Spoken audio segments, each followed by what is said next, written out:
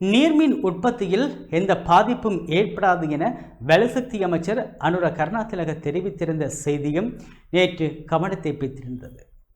மின் உற்பத்தி நிலையங்களுடன் தொடர்புடைய நீர்த்தேக்கங்களில் தற்போது சராசரியாக 67.2% முதல் 67.5% வரையான நீரிருப்பு காணப்படுவதால் குறுகிய காலத்தில் இலங்கையின் நீர்மின் உற்பத்திக்கு குறிப்பிடத்தக்க பாதிப்பு ஏற்படாது என்று வலுசக்தி அமைச்சர் அனுர கருணாதிலக தெரிவித்திருப்பது நாட்டின் மின்சார விநியோகத்துக்கு சாதகமான செய்தியாகும்.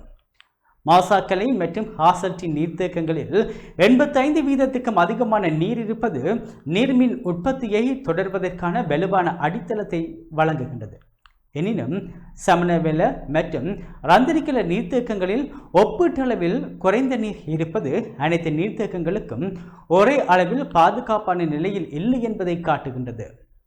எல்னினோ காரணமாக ஜூலை மற்றும் ஆகஸ்ட் மாதங்களில் குறைவான மழை எதிர்பார்க்கப்பட்டிருந்தது.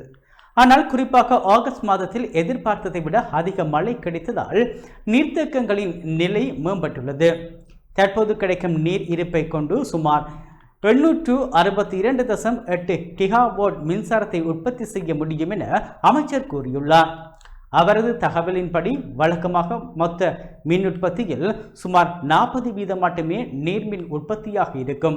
ஆனால் தற்போதைய சாதகமான நீர் இருப்பினால் சுமார் 73% மின்சாரம் நீர்மின் நிலையங்கள் மூலமும் எஞ்சிய 27% காற்று மற்றும் சூரிய சக்தி மூலமும் உற்பத்தி செய்யப்படுவதாக தெரிகின்றது.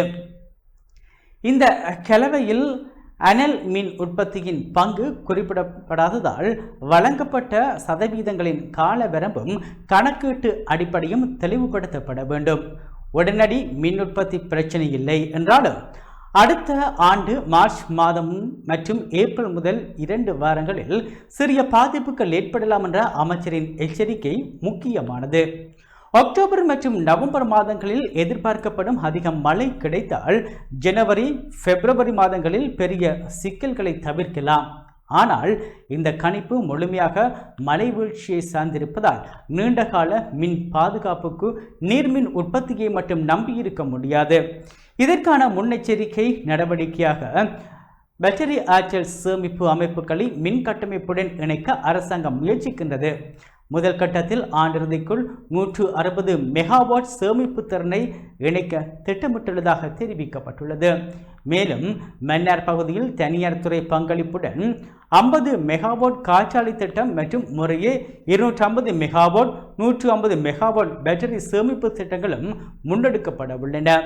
தற்போதைய நீரிருப்பு உடனடி மின்வெட்டு அபாயத்தை குறைக்கின்றது. அதிகமான நீர்மின் உற்பத்தி எரிபொருள் இறக்குமதி செலவையும் அனல் மின் உற்பத்தி தேவையையும் குறைக்கக்கூடும். இருப்பினும் இது நிரந்தரமான பாதுகாப்பு அல்ல. மழை பொழிவு எதிர்பார்த்தபடி அமையாவிட்டால் அடுத்த வறட்சி காலத்தில் அழுத்தம் ஏற்படலாம். பேட்டரி சேமிப்பு திட்டங்கள் காலக்கெடுவுக்குள் நிறைவேற்றப்படுவது இங்கு தீர்மானமாகாது. அவை சூரிய மற்றும் காற்றாலை மின்சாரத்தின் ஏற்ற இறக்கங்களை சமப்படுத்தி வறட்சிக்கால மின் தேவையை நிர்வகிக்க உதவும். அமைச்சரின் தகவலில் செப்டம்பர் இறுதிக்குள் 130 மெகாவாட்டும் அக்டோபர் இறுதிக்குள் மேலும் 10 மெகாவாட்டும் சேர்க்கப்படும் என கூறப்பட்டுள்ளது. இவை மொத்தம் 140 மெகாவாட் ஆகும். அறிவிக்கப்பட்ட 160 மெகாவாட்டை எட்டுவதற்கான மீதமுள்ள 20 மெகாவாட் எப்போது இணைக்கப்படும் என்பது குறிப்பிடப்படவில்லை. அதிகாரப்பூர்வ தரப்பிடம் இருந்து இதற்கான விளக்கம் அவசியமாகும்.